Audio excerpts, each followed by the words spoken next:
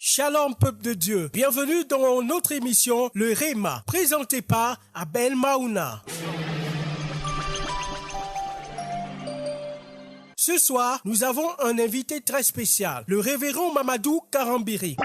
La religion est bonne, elle appelle les cœurs, mais elle ne transforme pas les gens. Le révérend Mamadou Karambiri va partager avec nous comment il a rencontré Dieu à l'âge de 6 ans, comment il a eu une deuxième rencontre avec Dieu à l'âge de 8 ans et comment la main de Dieu l'a délivré d'une noyade mortelle. Il va nous parler de ce Dieu réel qui connaît votre situation où que vous soyez en ce moment. N'ayez pas peur, Dieu est réel. Il nous dit dans Ésaïe 43 versets 12 et 13 qu'il répond à ceux qui l'invoquent. Si vous prenez Dieu au sérieux, vous verrez ce qui va se passer. Rejoignez-nous dans cette conversation inspirante avec le révérend Mamadou Karambiri dans l'émission Le Réma sur Radio Parole de Vie et Acadis TV. Alors ce soir, prête attention. Nous ne sommes pas là en termes de religion. On n'a rien à faire avec la religion. La religion est bonne. Elle apaise les cœurs, mais elle ne transforme pas les gens. Tous les hommes ont une religion. Les méchants ont une religion, les bons ont une religion, mais on voit les limites de la religion. C'est pourquoi ce soir, je vais te parler de ce Dieu-là. Et chaque fois, je vais l'invoquer avec toi. Je vais l'appeler avec toi. Il dit, appelle-moi. Invoque-moi seulement, je te répondrai. Il dit, invoque-moi, je te répondrai.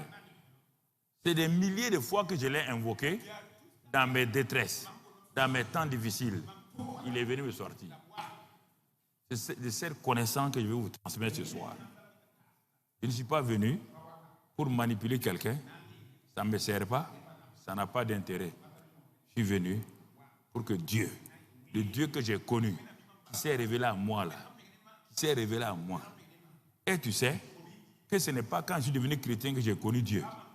À 6 ans, dans le barrage de mon village, à 6 ans, avec des camarades, nous sommes allés nager. Et moi, nous avons plongé, j'ai plongé sous les nénuphars. Les nénuphars là m'ont attaché partout. Je ne pouvais pas sortir de l'eau. Les camarades ont couru sortir, ils ont dit il est mort. Ils criaient sur la route. Et quand ils criaient, les grandes personnes venaient. Ils disaient là-bas, sous les nénuphars là, il y a un de nos camarades qui est là-bas. En ce temps, moi, j'ai essayé plusieurs fois de sortir et je m'étouffais. J'étais en train de m'évanouir. Là, sur place, 2 mains, sous l'eau là, ils sont venus me saisir, me tirer. Quand j'ai sorti ma tête, il n'y avait aucun homme. Toutes les grandes personnes étaient sur la route. Première rencontre avec Dieu. Deuxième rencontre avec Dieu, c'était à Bobo de Lasso. Je répète ça pour que tu saches que Dieu est réel. Ce n'est pas quand on devient chrétien que Dieu est réel. Dieu est réel avant que tu sois chrétien. À Bobo de Lasso, à l'âge de 8 ans, je suis allé chez mon oncle. Mon oncle m'a adopté. C'est lui qui m'a donné le nom Mamadou. Il s'appelait Mamadou. J'étais avec lui là-bas, dans un grand quartier appelé Djaradgou. Je vois la maison encore. Je vois la maison là-bas. Alors, j'étais au CE1, et c'est ça, et on apprenait nos leçons. Il n'y avait pas de courant. Il n'y avait que l'armée française qui était à Bobo de Lasso. En ce temps, l'armée française qui est à Abidjan là, était à Bobo de Lasso. Et c'est eux qui avaient le courant, et puis quelques hauts fonctionnaires. Mais les autres là, il n'y avait pas de courant. Donc, nous apprenons nos leçons avec des bougies. Et comme on dormait aussi sur des nattes en paille, donc mes cousins et moi, on dormait. Et on a dormi, laissé les bougies. Et comme en tant qu'enfant, nos pieds, on poussait les bougies. Et comme ce sont des nattes, la maison a pris feu. Et j'étais le plus petit. Tous les grands là sont sortis. Quand ils sont sortis, ce jour-là, mon papa était venu voir son grand frère. Quand ils sont sortis, ils ne m'ont pas réveillé. Tout le monde était dans la cour. Les gens criaient parce qu'on ne pouvait pas rentrer. Il n'y a pas de pompiers à côté. On ne peut pas rentrer. moi j'étais là-bas. Donc mon père qui était venu, lui il criait. Pour lui, au bout de quelque temps, il va aller prendre le corps de son fils. Dieu est mon témoin. Et plusieurs personnes sont mon témoin. Quand le feu a fini de brûler, je suis sorti sur mes deux pieds. Quand je parle là, les gens, moi je ne suis pas devenu chrétien parce que j'avais... Non, Dieu m'a rencontré à plusieurs années. Troisième rencontre avec Dieu, c'est à Lagos. On faisait les Jeux africains, éliminatoires des Jeux africains à l'époque. C'était les éliminatoires des Jeux africains de Brazzaville.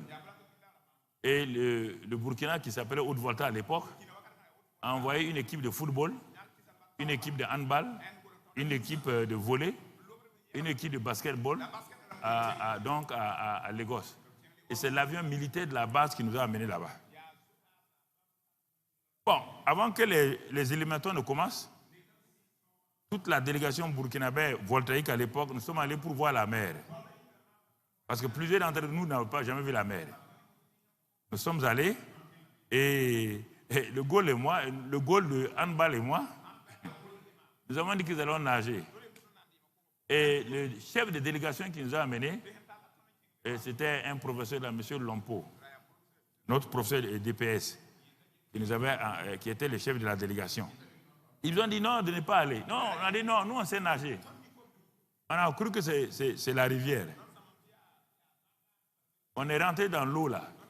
Et puis on n'a pas vu aussi que les pêcheurs nigériens avaient mis un drapeau rouge pour dire que la mer est houleuse. Et c'est pourquoi on ne voyait personne au bord de la mer là. Il n'y a que nous seulement. Alors on est rentré, on a avancé tout doucement, la mer nous a flattés, l'eau vient tout doucement, on a avancé, et à un moment donné, la tempête s'est levée. Les gens criaient, les filles là criaient, tout le monde criait, on ne peut plus nous récupérer, les vagues montaient. Les vagues nous ont pris, amenés en arrière, ramenés un peu. Mais au fur et à mesure qu'ils nous ramènent, l'autre vague là nous ramène plus loin. On ne sait plus comment faire. On ne sait pas nager dans une mer. On était en train de mourir. J'ai tout fait aller attraper la main de Gaulle là. J'ai attrapé sa main sous l'eau là. Et je ne sais pas prier, je ne suis pas chrétien. Mais j'ai crié de tout mon cœur. Et la dernière vague qui venait était plus haute que ce bâtiment là. Donc noir. Cette fois-ci là, si celle-ci nous prend, c'est la mort. Au moment où j'ai crié comme ça, la main de Dieu, brusquement, plusieurs sont là, ont vu cela, nous a soulevés comme ça. Et on était loin de la berge là. Comme ça, d'un seul coup, on est parti tomber sur nos deux pieds devant la délégation. Alors, tu veux que moi je te dise que c'est Dieu les faux? Avant qu'il soit chrétien, il s'est manifesté à moi. Tu veux que je dise qu'il est faux? Quand les gens ne comprennent pas, dès que Karambi les parle. Karambi ne parle pas. Moi, j'ai des preuves. J'ai des preuves. Si je parle là, je parle en connaissant de cause. Je ne parle pas pour tromper quelqu'un. À quoi ça me sert? Alors, ce soir, regardez bien, c'est ce Dieu-là dont je vais vous parler. Il est réel, il est ici. Il est même, ceux qui sont à la télévision, il est à côté d'eux, ils ne savent pas.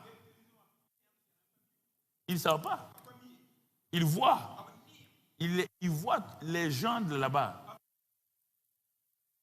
Quoi? Ce Dieu-là ouvre les yeux des gens et tu vois la réalité. C'est Dieu qui est là ce soir. Il connaît ta situation. Il connaît ma situation. Il connaît la situation de ceux qui sont à la télé et dans les réseaux sociaux. Quand nous avons commencé à prêcher, ce n'était pas sur la télévision, c'était sur R&D. Quand je prêchais à R&D, plusieurs fois, au moment où je prêche, on enregistrait mercredi, et puis c'est divisé le samedi. Et au moment où on part à R&D pour enregistrer là, je prêchais un jour. Brusquement, Dieu ouvre mes yeux. Je vois un homme assis dans un fauteuil blanc et un fauteuil rouge. Donc, un fauteuil rouge. Donc, quand je regarde, celui qui m'interprétait là, lui, il ne voyait pas. C'est moi qui voyais. Et je le vois, il est assis, il est découragé. Dieu m'a dit, c'est un LH. C'est un LH. Il a tel problème. Il a tel problème. Appelle son nom. Ça, c'était un mercredi. Ça a été enregistré. Samedi matin, RD passe l'émission. Vous voyez bien? Dieu me montre ça mercredi. Samedi matin, en pleine émission, 10h30. Ça a commencé à 10h. 10h30.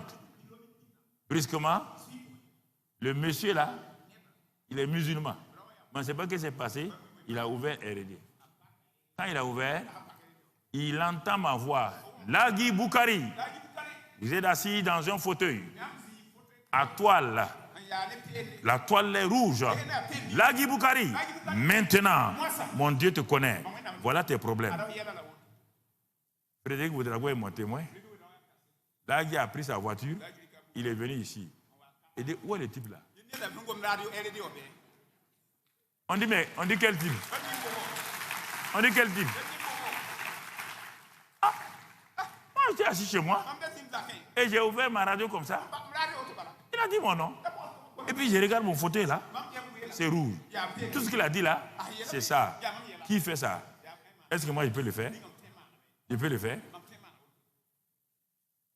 Je peux le faire? Une femme, vers le collège, le lycée français là, les 6 mètres de Gila, il y a Gila, le papa Gila qui était là. Il y a un 6 mètres qui va, et puis il y a l'église baptiste, il y a une église baptiste, la première église, First Baptist Church. Elle n'avait que des filles. Je prêchais. Elle dit encore. Quand je prêchais, Dieu me montre une femme. Elle est découragée. Son mari lui a dit, si tu n'as pas de garçon, en tout cas, tu vas partir au Nigeria. Ce sont les Nigérians. Tu retournes au Nigeria. Moi, je ne sais pas. Je prêchais. Dieu me dit, femme, maintenant, n'aie pas peur. Je prophétise. Isaac est sur la route. Tu as 4 filles. Isaac va venir. Ton mari ne va pas te chasser. La femme a sauté. Elle a dit à son mari, ah, le type qui parle à la radio là, son mari dit, hey, comment je vois? Sinon tu parles. La photo de l'enfant est dans mon bureau.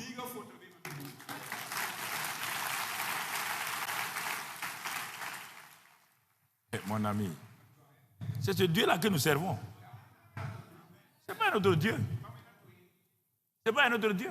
Je peux rester ce soir-là vous raconter des centaines de choses comme ça. Raconter des choses comme ça. Ce que Dieu fait. Parce qu'il est réel. Il est vivant. Il n'a pas changé. Non. Il n'a pas changé. Moi, je n'ai pas demandé à être chrétien. J'étais musulman pratiquant. Mon papa était waliyou. J'ai fait mes école coranique à Bobo de Lasso, à Djaradougou, à la grande mosquée de Amdalaï. C'est ça. Donc, mon ami, ce Dieu-là m'a saisi. C'est pourquoi je n'ai pas peur de parler quand il me dit de parler. Je n'ai pas peur de parler quand il me dit de parler. Alors, ce soir, on va lire Ésaïe 43, versets 12 et 13. Ésaïe 43, versets 12 et 13. Ésaïe 43, versets 12 et 13. Qu'est-ce que la Bible nous dit ici, mon frère? Ézéchiel, c'est ça, Ézéchiel. C'est moi, il dit, Dieu parle. C'est moi qui ai annoncé, sauvé, prédit. Ce n'est point parmi vous un Dieu étranger. Vous êtes mes témoins, dit l'Éternel. C'est moi qui suis Dieu. Et là, il insiste, c'est moi. Il ne veut pas qu'on regarde, c'est moi qui suis Dieu. Verset 13. Je le suis dès le commencement, et nul ne délivre de ma main. J'agirai. Qui s'y opposera? Vous entendez ce soir-là? Si Dieu agit dans ta vie, qui est fou pour s'opposer? Si Dieu est pour toi, qui sera contre toi? Il y a les situations qui arrivent aux gens, les gens ont peur. Non. Non. Le temps viendra où ils vont remonter. Le temps viendra où la grâce de Dieu va venir. C'est ça, mon frère. C'est ça. Je m'en vais au Gabon, je prêche. J'ai fini. Et une dame nous invite pour aller manger chez elle. C'était un samedi soir. Quand j'ai fini de manger, j'ai dit, bon, ok, madame, vous êtes chrétienne, mais votre mari, bon, il ne va pas à l'église, il est comme ça. Je vais prier pour lui. Mais ils habitaient quelque part, dans un quartier de Libreville, loin là. Le monsieur était assis. J'ai posé ma main sur lui. Quand je priais, Dieu me dit, dis-lui, dans 3 mois, il est vice-président du Gabon. Et quand j'ai dit ça, vous dites Alléluia. Quand il dit ça, lui n'a pas dit Alléluia. D'abord, il m'a dit, il avait raison, il n'y a pas de poste de vice-président au Gabon. C'était Ali Bongo Papa. Bongo, c'est ça. Bongo Père. Ah, il m'a dit, pasteur, il n'y a pas de vice-président au Gabon.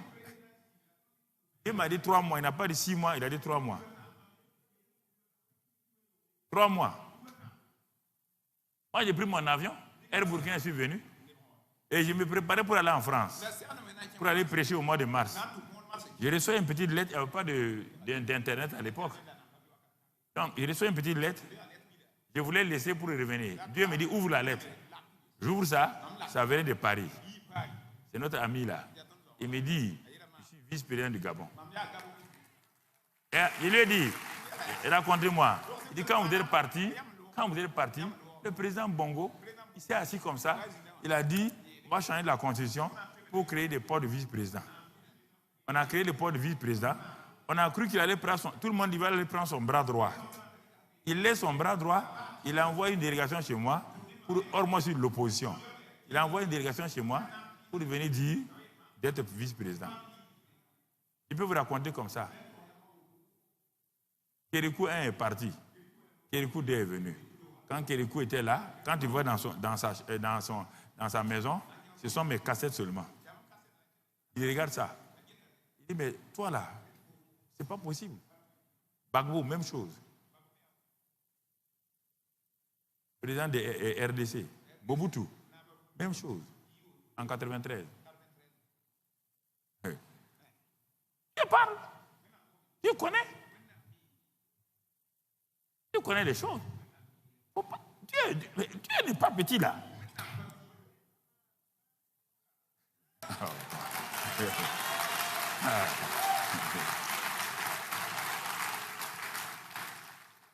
Il n'est pas petit. Aie confiance en lui. Aie confiance. Il dit que le monde entier là, c'est comme un grain de poussière dans sa main. Le monde entier là, c'est comme un grain de poussière. Et quand il te tient dans sa main là, qui va venir sa main dans la main de Dieu? Qui est fou pour venir mettre sa main dans la main de Dieu? Pour t'arracher. Pour t'arracher. Oui, bien frère. Et dans Jérémie 33, il nous dit, au verset 32, verset 26, 32, 26. Jérémie 32, 26. La parole de l'Éternel fut adressée à Jérémie en ces mots.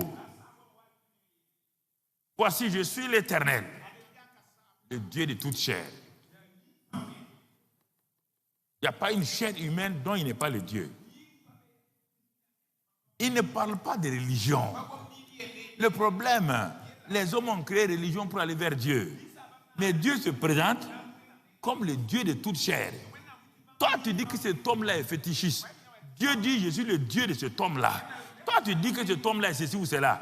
Dieu dit, cet homme ou cette femme-là, je suis le Dieu de cet homme-là. Il ne m'a pas encore connu, sinon je suis le Dieu de toute chair. Et puis il dit, y a-t-il rien qui soit étonnant de ma part? Tu dois prendre ça et t'asseoir. Ne cherche pas à lire un chapitre. Prends ça et assois-toi. Il te défie. Y a-t-il rien dans ta vie là, dans tes problèmes là, dans tes soucis là, dans tes obstacles là, qui soit étonnant de ma part? Il ne faut pas aller loin. Assois-toi et regarde ça. jusqu'à ce que ça rentre. Que tu sois convaincu. Il ne faut pas lire la Bible. Un seul verset. Assois-toi. Est-ce qu'il ment? Est-ce qu'il parle au hasard? Tu le sauras. Y a-t-il rien qui soit étonnant de ma part? Alors, frères et sœurs, nous allons voir donc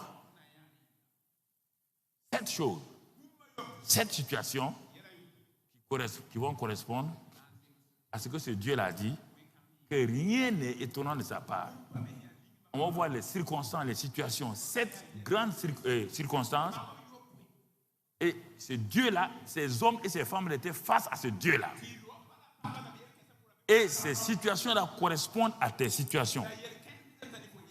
Si ceux qui étaient au temps de l'Ancien Testament, avec des situations impossibles, se sont arrêtés, ils n'ont pas vu Dieu de leurs yeux, ils n'avaient même pas de Bible, mais ont accepté de croire que Dieu là, rien n'est étonnant de sa part.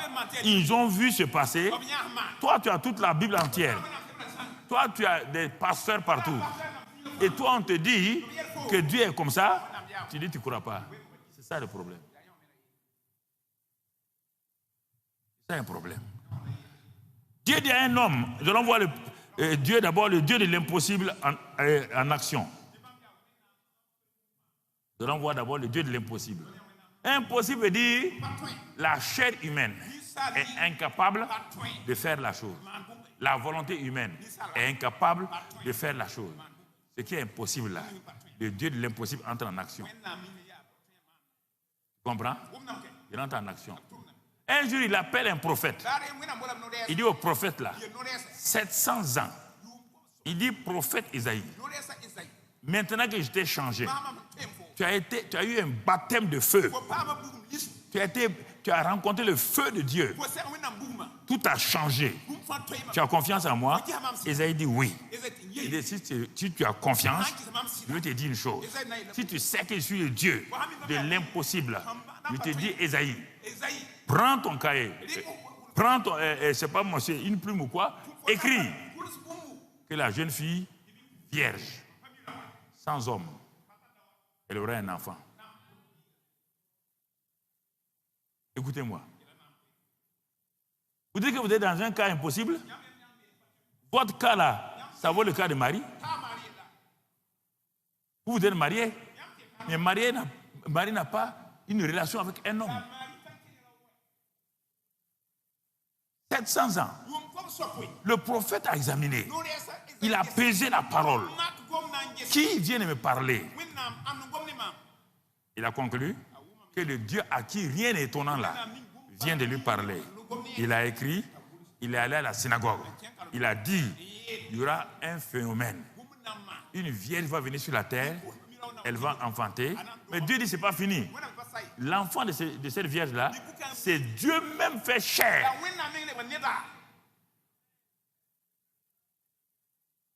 Isaïe a écrit. Les années sont passées. 100 ans, 200 ans. Isaïe est mort. Il est parti. 700 ans plus tard, Dieu a assis sur son trône. Dit à l'ange Gabriel, regarde sur la terre. Regarde. L'ange Gabriel regarde. Il dit, tu vois la jeune fille qui est là-bas. La jeune fille là, elle s'appelle Marie. C'est elle la vierge d'Isaïe là. Même l'ange dit, hein? Si ça c'est pas Dieu, on ne peut pas comprendre. C'est elle la vierge là. Il envoie Gabriel. Gabriel est convaincu. Et je joue le rôle de cet envoyé ce soir-là. Mon rôle est de venir vous parler ce soir simplement. Et de vous mettre en contact avec ce Dieu-là. Il dit, Gabriel, tu descends, va parler à la fille. Gabriel descend et rencontre Marie. Il dit, toi, salut à toi à qui une grâce a été faite. Le Seigneur est avec toi. Tu as trouvé grâce au Dieu de Dieu. La salutation est bizarre. Mais il annonce la parole qui a été dite à 700 ans. Il dit, Dieu m'a envoyé te dire, tu vas avoir un enfant. L'enfant sera le Fils de Dieu très haut. Un enfant dont le nom, tout. Marie regarde. Marie est comme vous. C'est une personne de chair. Elle a un bon raisonnement. Elle n'a jamais entendu ça. Une vierge. C'est pourquoi elle dit, mais je ne connais pas d'homme. Là, on dit, c'est pas ça. Enlève l'homme de côté. Tu auras un enfant, le fils de Dieu. Quand on dit fils de Dieu, là, ça ne peut pas être un homme. Mais regardez, rien n'est laissé à Marie pour aller. Tout est bloqué. Elle ne peut pas reculer, elle ne peut pas aller à droite, elle ne peut pas aller à gauche, elle ne peut pas avancer. Marie, j'attends ta réponse. Le ciel attend la réponse. Tu m'entends? Le ciel attend ta réponse. Papa bon Dieu est assis dans les cieux. Les anges sont silencieux. Tout le monde regarde Marie. Tout le monde regarde Marie. Qu'est-ce qu'elle va dire? Est-ce qu'elle aura confiance? Et l'ange, pour l'encourager, l'ange lui dit, rien n'est impossible au Dieu qui m'a envoyé. Rien n'est lui impossible. Et il n'y a rien d'étonnant de sa part. Marie dit, si c'est ça, quand elle a réfléchi, elle a examiné, elle dit, va dire à Dieu, je suis sa servante. Et qu'il me soit fait selon ta... Ce n'est pas à cause de son obéissance que nous sommes chrétiens là aujourd'hui. Si Marie n'a pas obéi, toi tu seras là. Parfois les gens parlent au hasard. Toi tu as la foi de Marie. Si l'ange était venu te dire ça là, toi-même tu vas dire au nom de Jésus, Satan part. Tu vas croire que c'est Satan même qui est venu. Il n'y avait personne à côté d'elle. Elle est seule. Elle n'a jamais entendu ça. Nous sommes des envoyés. Nous transportons la parole pour venir te la donner. Si la parole tu la reçois, ton besoin là, la parole qu'on te donne là, ce que tu as besoin là, la parole se change et devient ça. Elle devient ça. C'est pas difficile. Elle devient ça. Alors, je te pose la question. Tu dis l'impossible là. Il n'a pas fait cela. Tu comprends? Ça, c'est le cas de Marie. Il a pris une dame âgée, 90 ans. Dieu a laissé exprès qu'elle ait 90 ans. Humainement, même si elle est mariée là, humainement là, elle ne peut pas avoir d'enfant à 90 ans. Parce que son sein était mort. Le même Dieu vient lui dire à son mari, Abraham, ta femme Sarah là, l'année prochaine, à cette même époque, elle va tenir un enfant dans ses mains. Sarah avait douté. Elle dit, ne ris pas. Quand Dieu dit une chose, ne ris pas.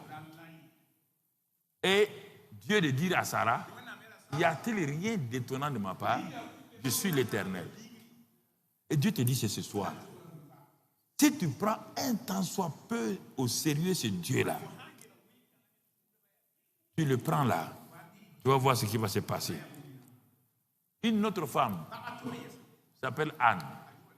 L'enfant que Sarah a eu là, grâce à cet enfant, le monde connaît Dieu.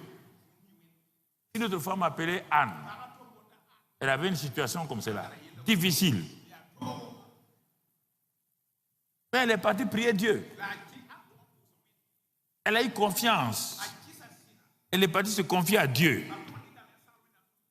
Elle voulait un enfant. Dieu dit, comme tu es venu me voir, comme tu as confiance, que je suis le Dieu à qui rien n'est impossible, que je suis le Dieu à qui rien n'est étonnant. Oh Dieu, parle à leur cœur. Parle à leur cœur. Certains hésitent encore. Parle à leur cœur. Convainc leur cœur, Saint-Esprit. Il dit, Anne, tu es venu t'humilier. Toi, tu veux un enfant. Moi, Dieu, j'avais programmé pour le pays un prophète.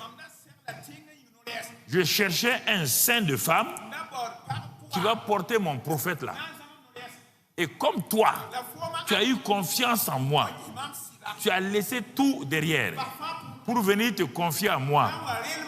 Je vais résoudre ton problème et je vais résoudre mon problème. Tu auras un enfant, pas un enfant normal, hein? Le plus grand prophète dans la terre promise, le premier des prophètes dans la terre promise. Anne est sorti, il dit, je suis d'accord. Son visage a changé. Les choses peuvent durer. Ce que nous appelons le temps là, Dieu dit que pour lui, 1000 ans des hommes, c'est pour lui un jour. Donc notre Jésus là est parti à combien de jours? 2 jours. C'est Dieu. Nous on dit c'est 2000 ans. Dieu dit, il est parti seulement 2 jours. 2 jours. C'est parce que vous êtes pressé. 2 jours. 2 jours. Pourquoi? Dieu dit que chez lui, la stérile enfantera. La stérile va enfanter 7 fois. Parce que rien ne lui est étonnant de la part de Dieu. Alors, donc ça veut dire ce soir-là, toute forme de stérilité primaire, secondaire, toute forme, tu n'as que des filles, tu veux un garçon, tu n'as que des garçons, tu veux une fille, tu n'as pas encore d'enfant qui vient des entrailles, ou bien tu n'as qu'un seul enfant, tu veux un deuxième enfant, et ça ne vient pas. Ce soir-là, je proclame de la part de ce Dieu-là qui m'a établi qu'en fin de ce séminaire 2021-là, séminaire de Pentecôte-là, les choses vont changer dans ta vie au nom de Jésus. Tu verras, tu tiendras ce garçon, tu tiendras cette fille-là, tu viendras témoigner que Dieu est fidèle. Rien ne lui est impossible. Mais chaque fois que tu as eu ça, ça fait des années, à un moment donné, tu baisses les bras et tu ne crois pas. Et parfois, les choses viennent et passent. Mais cette année-là, crois cela. C'est de la part du Saint-Esprit. Le Saint-Esprit qui a mis l'enfant dans le sein de Marie, là, dans le sein de Sarah, est le même Saint-Esprit qui est là ce soir au nom de Jésus. Si ta vie est stérile dans d'autres domaines,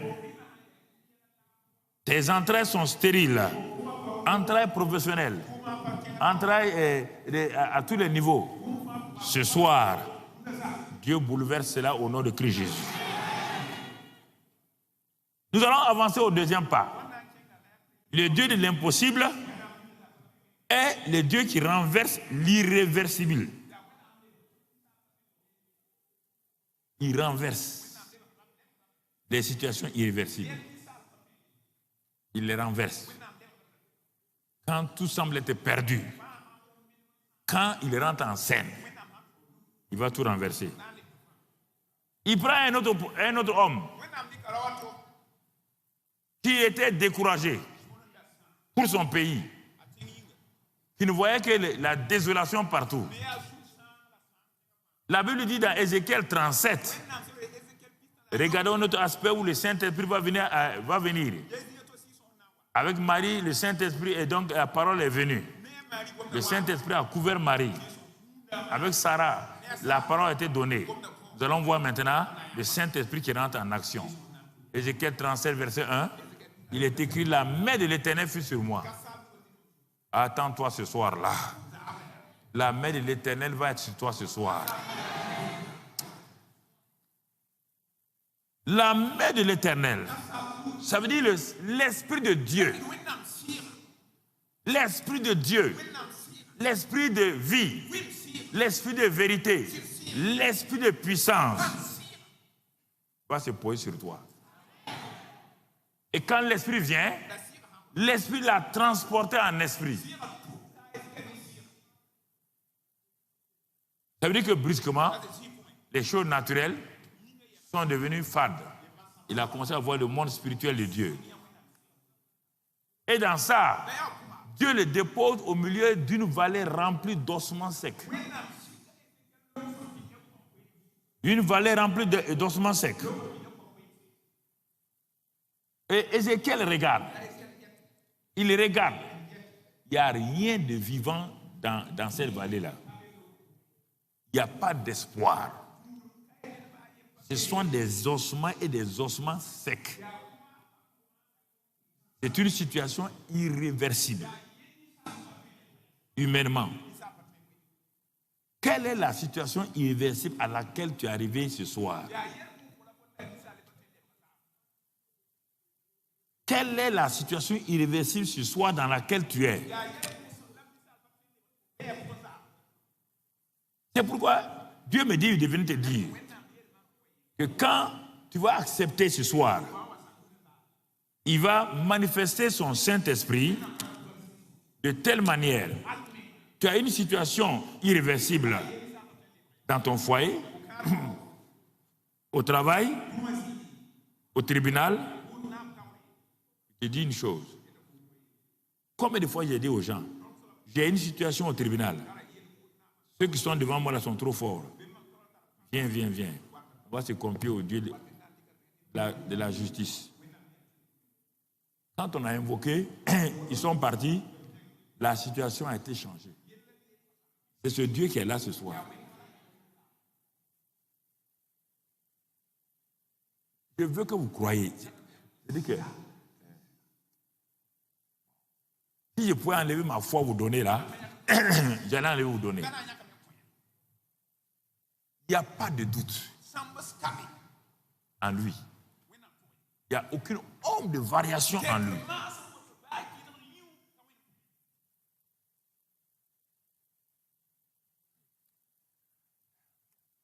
Il n'y a aucun doute. Aucune incertitude. Dans la situation irréversible. Dieu dit à Ézéchiel, regarde les ossements. Regarde-les. Il les a regardés naturellement. Et Dieu lui dit, selon toi, homme, ces ossements-là, ces situations-là, peuvent-elles être donc changées, revivre humainement? Ézéchiel dit non. Je ne vois pas comment cette situation-là peut être renversée. Dieu dit c'est bien. Comme tu as vu ça, et ce n'est pas sur ta puissance que tu comptes, ce n'est pas ta force, alors prépare-toi, on va rentrer en action. Dieu vient te prendre comme un partenaire. Il ne te laisse pas régler tes situations. Il vient te prendre comme un partenaire.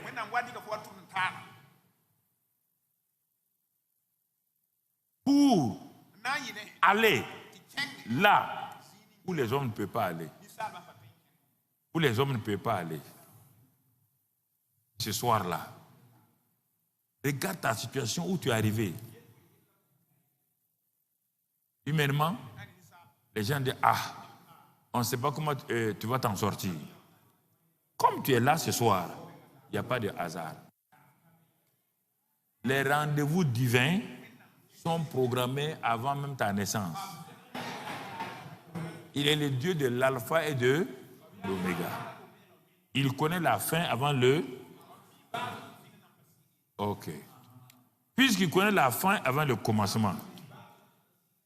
Les gens disent, ah, mais cette fois-ci là, non. Non. Toi qui as la télévision, rien n'est fini. Ne crois pas, je dis encore, je parle à des gens en même temps pour les fortifier. Pour les fortifier. Pour leur dire que cette situation dans laquelle tu es, cette situation judiciaire, devant les tribunaux, toi-même, si tu crois ce soir-là, tu vas venir me témoigner comment Dieu va renverser les situations. Parce que les choses qu'ils ont contre toi là, Dieu va trouver des témoins. Dieu va trouver une faille dans le système. Et eux-mêmes seront convaincus, ils seront confondus, ils vont te relaxer au nom de Jésus-Christ. Au nom de Jésus-Christ. Au nom de Jésus-Christ. C'est important que tu comprennes. Important que tu saisisses. Important que tu comprennes cela. Tu comprends? C'est important. C'est des choses qui sont très importantes. Il y a des choses, je dis aux gens, souvent, ils n'arrivent pas à comprendre. Mais si tu écoutes ce soir-là, tu vas voir ce que Dieu va faire. Tu vas voir ce que Dieu va faire. Et quand Dieu agit, personne ne peut arrêter. Personne ne peut arrêter. Oui. Il n'y a aucune prison qui peut se fermer quand Dieu vient à l'intérieur.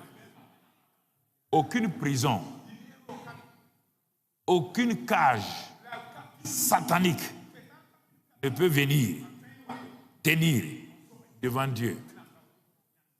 Tous les cercueils que Satan a préparés pour toi, les cimetières qu'il a préparés pour toi, pour te donner une mort prématurée, les gens ont prédit cela. Je ferme ces cimetières et ces cercueils au nom de Jésus.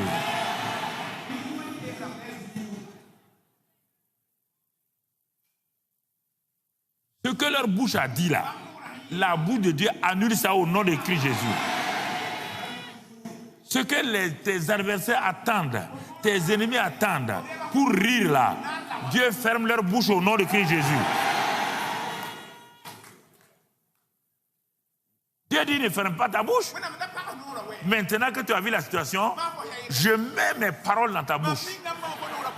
Parle aux ossements. Ah, comment on peut parler aux ossements? Parle à ta situation. Parle à ton foyer. Parle à ta situation. Le dossier qui est entre les mains des juges là. Parle et annule cela au nom de Christ Jésus. Parle dans cette affaire où ton partenaire est plus fort que toi. Il veut te piétiner. Ce soir-là, cette situation est détruite au nom de Christ Jésus.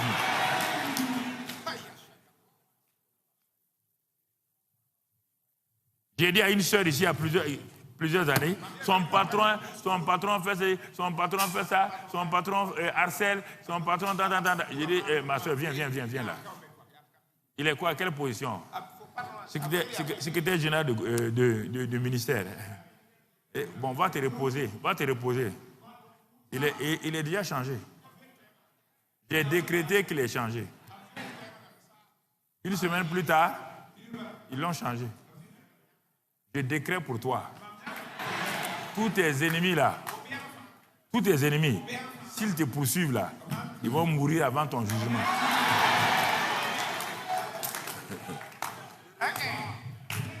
S'ils m'écoutent, maintenant, ils doivent se repentir. Hein. Ouais, et tu me regardes là, tu dis, hey, Karambila parle mal, je ne parle pas mal. Tu ne peux pas juger quelqu'un et de façon injuste et puis vivre. Répands-toi. Reprends son dossier au nom de Christ. Je parle à quelqu'un. Il est assis, mais regarde, je vois que je parle.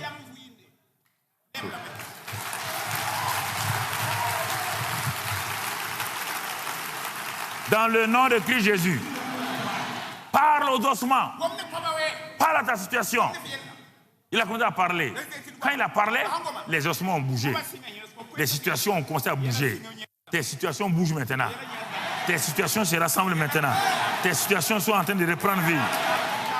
Et maintenant, il dit, tu as vu, les ossements sont là, les squelettes sont là, la peau est là, il n'y a pas de vie.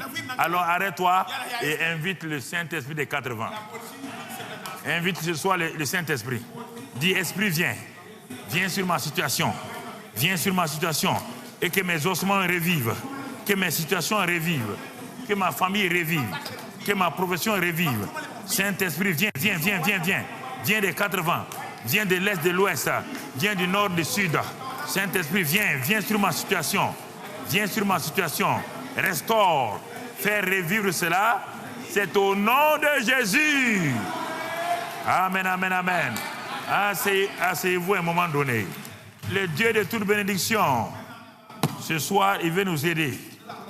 Il veut nous conduire. Il veut nous guider pour que nous puissions toujours avoir confiance en lui. Oui. Et Ézéchiel voit une grande armée puissante. Mais quand il regardait, c'est des ossements. Quand Dieu voyait, c'est une armée. C'est comme ça que Dieu opère. Tu vois ta situation, c'est mauvais. Or, Dieu voit ta situation vivante. C'est ça, c'est le secret de Dieu comme ça. Ah, toi tu dis, Seigneur, change. Dieu a déjà changé il y a longtemps. Dieu a changé. Quand tu as vu le Dieu de l'impossible, le Dieu qui renverse l'irréversible, on va aller voir un autre aspect de ce Dieu-là, le Dieu qui envoie la pluie abondante dans ta sécheresse.